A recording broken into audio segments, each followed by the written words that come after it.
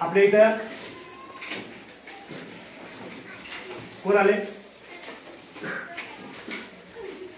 भैयाचं नाव काय माहित आहे? ओळख आहे का तुम्हाला?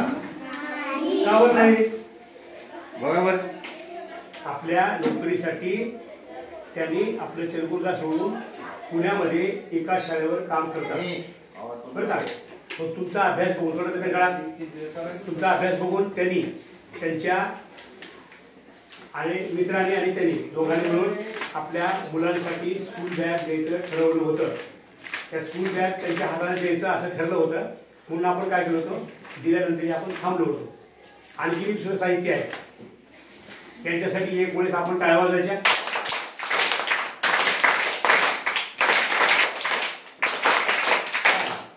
आपल्या शाळेचं नाव तालुक्यामध्ये 1 नंबरला आले नक्की. आणि मग आपला पहिलीचा वर्ग सगळ्यात भारी आहे, दुसरीचा वर्ग त्याच्यापेक्षा टॉप आहे. म्हणून यांनी खुश होऊन तुम्हाला बॅग, पाटी, पेन्सिल आणि नंतर आपल्याला पावसाळ्यात रेनकोट देणार येतील.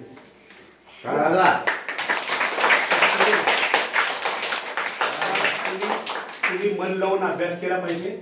तुम्हाला जे उभाळे सर इतकं मन लावून शिकवते त्याही पेक्षा जास्त तुम्ही त्यांना प्रश्न विचारून कधी त्यांना पागल करायचे. प्रश्न विचारून ही कसं, ती कसं, ती कसं म्हणायचा. सारखं प्रश्न विचारायचा, सारखं उत्तर देते तरी आणि मग तुम्हाला शिकायला मिळते. हे सगळं बघून प्रल्हाद टोंपे यांनी आपल्यासाठी काय आणलं का, स्कूल बॅग आणले, पाट्या आणल्या का. आता उभाळे सर आणि प्रल्हाद भाऊ यांना विनंती करतो की त्यांनी सगळ्या मुलांना स्कूल बॅग आणि पाट्या वाटप कराव्या. त्यांच्यासाठी एक वेळेस नाशिक क्लब करा. ओके.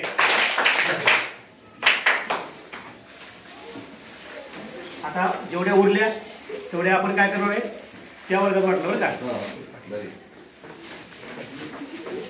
हा कोण येतं पुढं, हरी हे पुढं